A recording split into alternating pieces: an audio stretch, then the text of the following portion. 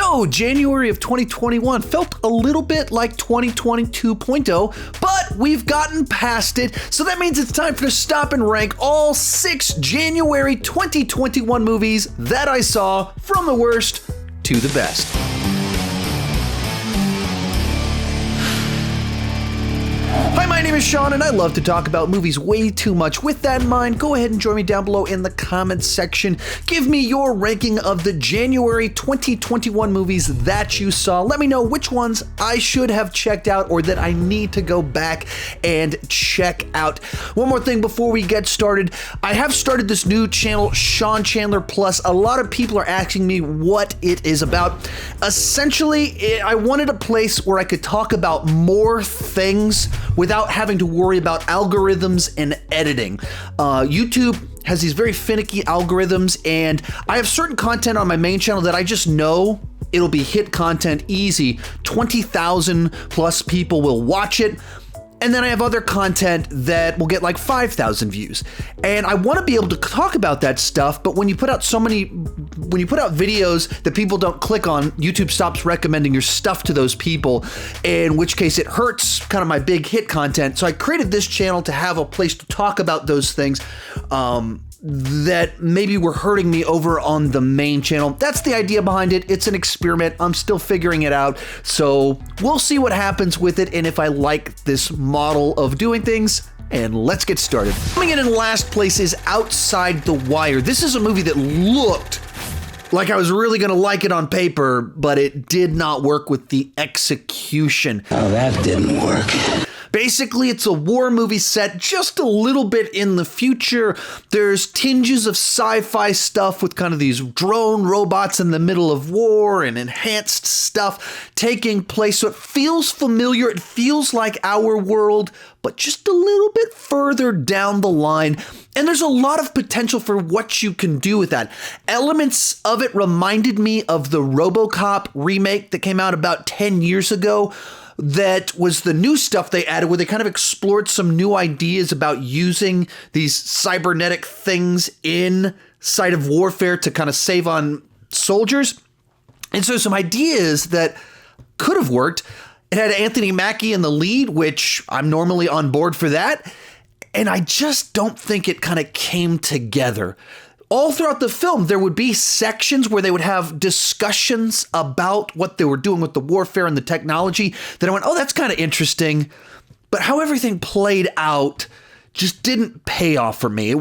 I never really felt invested. I didn't care about the characters, and none of the action really stuck out to me. And I think a big part of the problem with why I just couldn't get invested in this story that seemed like one that I would really enjoy is that I didn't like or care about any of these characters. Right off the bat, the thing that kind of sets things in motion is that our lead character does something that causes people to die, and they made a choice against orders in a way that's contrary to the way these situations are normally set up in these movies, that it just kind of makes you think, like, I don't think that this guy made the right choice, and then everyone treats him like garbage because of it. And he's lined up with someone, Anthony Mackie's character, who's not nice either.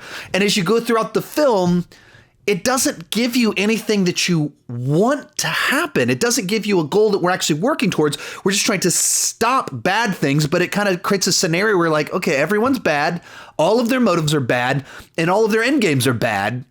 So we can stop this bad thing, but we still get this other bad thing.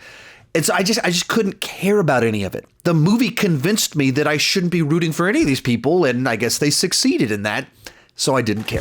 In 5th place is The Little Things. I actually posted a review of this just a few days ago. You can check that out right up here, so I'll talk a little bit quicker about this one.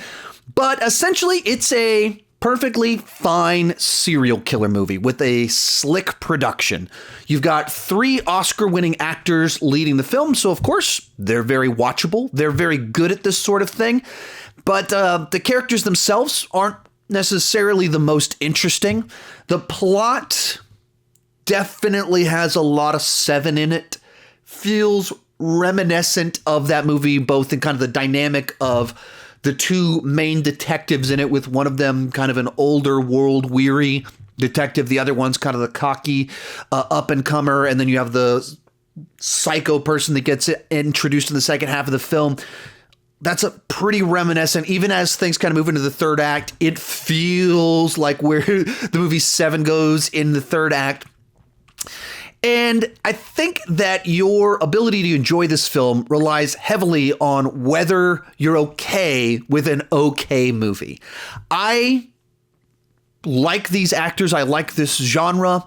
And I don't mind derivative films so long as they have just enough of what I want. This one had just enough, so I was fine with it. And that's what this movie is. It's fine in my mind. Some people found it too derivative, found it too slow, or they hated the twist ending. I didn't mind the twist ending, and I'm fine with fine movies. So I was like, okay, that was okay. In fourth place is PG Psycho Goreman. Now, this is a low budget. I don't even know what words to use to describe this insane film. It's a little bit like a mashup of E.T. with the Power Rangers, except as a very hard R dark comedy that is ultra weird. It was nice meeting you. It would be nicer if you were dead. All right, bye. You have to like bizarre things to enjoy this film. In fact, my wife walked in about halfway through the movie, and I had been like cracking up for the first hour of this film. She walks in like, what are you watching? Check it to kind of look, see what it is. And she's like, this is the worst thing I've ever seen. And she walked out of the room. I mean, it had me laughing out loud at multiple points in time. It's so over the top, weird, and finds this odd kind of balance of this girl that's super abrasive, but it kind of works with what the movie's going for. And this insane plot line, insane scenarios about this girl that's controlling this evil space warlord and getting him to do all this stuff. That's the setup. And then it just goes so bananas from there as the movie actually plays out. But when you have a movie, like the whole nature of comedy is that it's transgressive. The whole point is to like have one foot over the line and one foot still in the boundaries of okay. And so you're always right on the edge of, is it too far? For my wife, this whole movie was too far. For me, there's probably about 20% of this movie that was just like too far. And it was like, no, I just don't like that. I don't like that. That's not funny. That's not clever. That's just weird, gross, off color. And then there's another 20% that I was like, you're stretching me a little bit much. And then there was about 60% where I was just laughing out loud at this bizarre, weird, low budget movie. If you've ever seen kind of the old 80s and 90s trauma movies, this is a throwback to that. It's all practical effects. It's got clearly guys in rubber suits, old school gore, and weird imagery. So a lot of people will put it on and just be like, what? No. Like, this is not a mainstream film at all. This is for people that like very niche, weird stuff. But it put a grin on my face for a large percentage of it. And honestly, for the first hour, I would have had this higher up. I knocked it back some letter grades because it just gets to a point in time where it just kind of keeps heading down a path where you're like, okay, all these people are terrible. That's really off color. That's weird. And by the end of it, it kind of won me back a little bit. Like, it was like I was way up here and then I was like, I don't know. And then it kind of went back up a little bit for me. So, but all of that, it's a movie that you remember. It leaves a mark. Real quick, before I give you my top three, remember to leave your picks down below in the comment section or your ranking of the January movies that you saw. Whichever movies I didn't see, let me know which ones are actually worth checking out.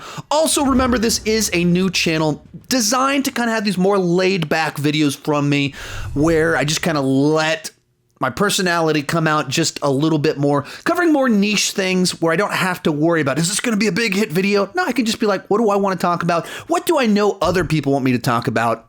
And then I guess get to go with it. YouTube's frustrating that I have to filter what I cover through this lens of like, what's going to be a hit content? I'd rather have a place where I don't need to do that. That's what this channel is all about. In third place is Batman Soul of the Dragon. This is another one that I put out a review of just a few days ago, or I guess it was a week ago now. I don't know, time is flying by. So I'll talk quick on this one. Basically, it's a Batman story set in the 1970s. Groovy. Where he teams up with some lesser known DC comic book characters in the style of 1970s blaxploitation and martial arts films. And it was a really fun blend for me. I dug a lot of this film. Also, it ties into Bruce Wayne's origin story. I love that stuff. So I love Batman. I love origin stories. And then I love 70s martial arts films and kind of that era, that vibe that this movie was going for.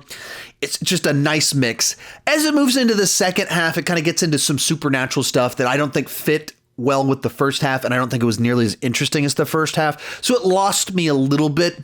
That's kind of the case with both of this one and PG Psycho Goreman. Both of them for the first half, I was like, yeah. And then they kind of make some choices that lost me a little bit. Psycho Goreman got a little bit kind of more offensively like, I don't know about that.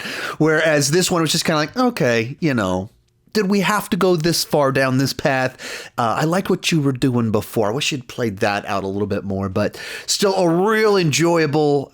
I love that something like this exists. I love that these last two exist. They're weird oddities, and I love when we get kind of these odd things to exist in the universe. Our runner-up, Run, Hide, Fight. Now, going into this one, I'm not making any political statement. There's all kinds of controversy surrounding this movie that has...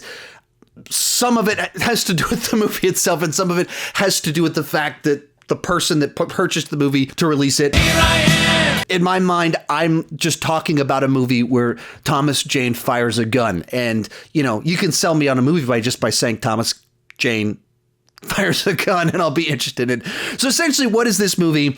It is a Die Hard ripoff. I hate that term, but you know what I mean when I say it. Die Hard ripoff set at a school shooting. So people show up at a school to shoot it up, and one of the students, her dad, Thomas Jane, has taught her how to fire a gun. She's got a lot of built-up rage, and so then it turns into a thriller about her trying to save people's lives and stop these school shooters. Built into that, inherently, that premise at this point in time will be incredibly off-putting to a lot of people. Fair enough. If immediately the premise is too crass, it's too close to home, it's too soon, I understand why you wouldn't be interested in that. If you can get past the premise is about a school shooting turned into an action thriller, I think it delivers on the thrills. It doesn't play it like a John McClane type character. It doesn't play it like the 1990s version of these movies where the hero is just wisecracking the whole time and cocky and arrogant, and it kind of flippantly treats death and things like that. Because you're watching teenagers killing teenagers every time a gun is shot, it's horrifying. Immediately you're just feel edge of your seat danger. And it's been a while since I think we've had one of these Die Hard ripoffs where you felt the danger, that what happened mattered, and every single one was a gut punch. So whenever these psychos start talking to people, you're nervous about what they're going to do and what is going to happen. And that's what you're supposed to feel in movies like this. Now, it's not a masterpiece. It's not one of the best movies of this little subgenre. There's some lapses in the logic that kind of strain some credibility, especially as it kind of everything first goes down. It felt like it takes an awfully long time before the police get called. Even though it's all public, they're not trying to hide anything that's happening. And it literally starts with a car driving into a cafeteria. Or the action starts with a car driving into a cafeteria. So it's not subtle whatsoever, but it seems to take the office of this school a really, really long time to be like, oh, people are in danger. And that's not really spoilers or anything like that. And then just beyond that, we've seen a lot of this movie over the last 33 years. I think this one takes it a little bit more seriously. It You feel the weight of it more so than most movies like this, but you kind of know how the flow of these movies works. But as someone that enjoys these types of movies, enjoys seeing Thomas Jane and stuff, I think it delivered the thrills that I was hoping for going into a movie like this. Totally understand why the premise is too crass for a lot of people. I enjoyed it. But in first place is Bloody Hell. This is a movie that I hadn't really heard about. I hadn't seen a trailer for.